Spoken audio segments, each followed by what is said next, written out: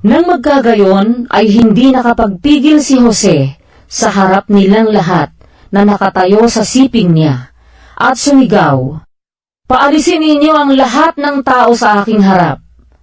At walang taong tumayo na kasama niya, samantalang si Jose ay napakikilala sa kanyang mga kapatid. At siya'y umiyak ng malakas, at narinig ng mga Ehipsyo, at narinig ng sambahayan ni Faraon. At sinabi ni Jose sa kanyang mga kapatid, "Ako'y si Jose. Buhay pa ba ang aking ama?" At ang kanyang mga kapatid ay hindi makakasagot sa kanya, sapagkat sila'y nagugulumihanan sa kanyang harap. At sinabi ni Jose sa kanyang mga kapatid, "Lumapit kayo sa akin, isinasamo ko sa inyo." At sila'y lumapit, at kanyang sinabi, "Ako'y si Jose, na inyong kapatid, na inyong ipinagbili upang dalhin sa Ehipto. At ngayon huwag kayong magdalamhati, o magalit man sa inyong sarili, na inyo akong ipinagbili rito, sapagkat sinugo ako ng Diyos sa unahan ninyo upang mag-adya ng buhay. Sapagkat may 2 taon nang ang kagutom ay nasa lupain, at may 5 taon pang hindi magkakaroon ng pagbubukid o pag-aaniman.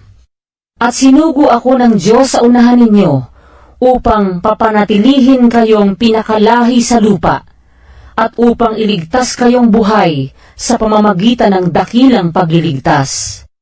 Hindi nga kayo ang nagsugo sa akin dito, kundi ang Diyos, at Kanya akong ginawang ama kay Faraon, at Panginoon sa buo niyang bahay, at tagapamahala ng buong lupain ng Ehipto. Magmadali kayo, at pumaroon kayo sa aking ama, at sabihin niyo sa kanya, ganito ang sabi ng iyong anak na si Jose, ginawa akong Panginoon ng Diyos sa buong Ehipto, pumarito ka sa akin, huwag kang magluwat. At ikaw ay tatahan sa lupain ng Gosen, at malalapit ka sa akin, ikaw at ang iyong mga anak, at ang mga anak ng iyong mga anak, at ang iyong mga kawan, at ang iyong mga bakahan, at ang iyong buong tinatangkilik. At dooy kakandilihin kita, sapagkat may 5 taong kagutom pa, baka ikaw ay madukha, ikaw at ang iyong sambahayan, at ang lahat ng iyo. At narito, nakikita ng inyong mga mata, at ng mga mata ng aking kapatid na si Benjamin, na ang aking bibig ang nagsasalita sa inyo. At inyong sasaysayin sa aking ama, ang aking buong kaluwalhatian sa Ehipto, at ang inyong buong nakita, at kayo'y magmamadali, at inyong ibababa rito ang aking ama." At siya'y humilig sa leeg ng kanyang kapatid na si Benjamin, at umiyak. At si Benjamin ay umiyak sa ibabaw ng kanyang leeg. At kanyang hinagkan ang lahat niyang kapatid, at umiyak sa kanila. At pagkatapos ay nakipagsalitaan sa kanya ang kanyang mga kapatid. At ang kabantugang yaon ay naibalita sa sambahayan ni Faraon, na sinasabi, nagsidating ang mga kapatid ni Jose, at ikinalugod ni Faraon at ng kanyang mga lingkod.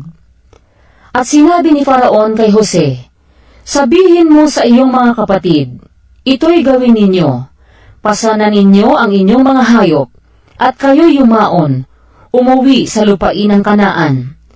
At dalhin ninyo ang inyong ama, at ang inyong mga sangbahayan, at pumarito kayo sa akin, at aking ibibigay sa inyo ang pinakamabuti sa lupain ng Ehipto, at kakanin ninyo ang katabaan ng lupain.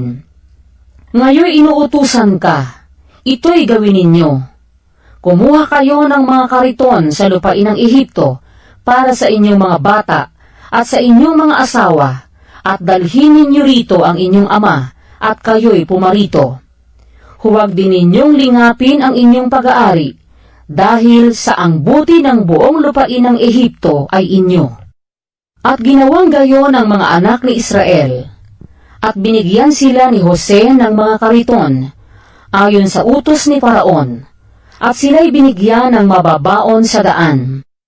Sa kanilang lahat ay nagbigay siya ng mga pangpalit na bihisan, ngunit kay Benjamin ay nagbigay siya ng 300 putol na pilak at 5 pangpalit na bihisan. At sa kanyang ama ay nagpadala siya ng ganitong paraan: 10 asnong may pasang mabuting mga bagay sa Ehipto, at 10 asna na may pasang trigo at tinapay, at pagkain ng kanyang ama sa daan. Sa ganito ay kanyang pinapagpaalam ang kanyang mga kapatid, at sila yumaon, at kanyang sinabi sa kanila, huwag kayong magkakaalit sa daan. At sila'y sumampa mula sa Ehipto, at naparoon sa lupain ng Kanaan, kay Jacob na kanilang ama. At kanilang isinaysay sa kanya na sinasabi, si Jose ay buhay pa, at siya'y puno sa buong lupain ng Ehipto, at ang kanyang puso ay nanglupaypay, sapagkat di niya pinaniwalaan sila. At kanilang isinaysay sa kanya ang lahat ng salita ni Jose na kanyang sinabi sa kanila. Nang kaniyang makita ang mga karitong ipinadala ni Jose upang dalhin sa kanya, ay nagsauli ang diwa ni Jacob na kanilang ama. At sinabi ni Israel, siya na, si Jose na aking anak ay buhay pa. Ako'y paroroon at titingnan ko siya bago ako mamatay.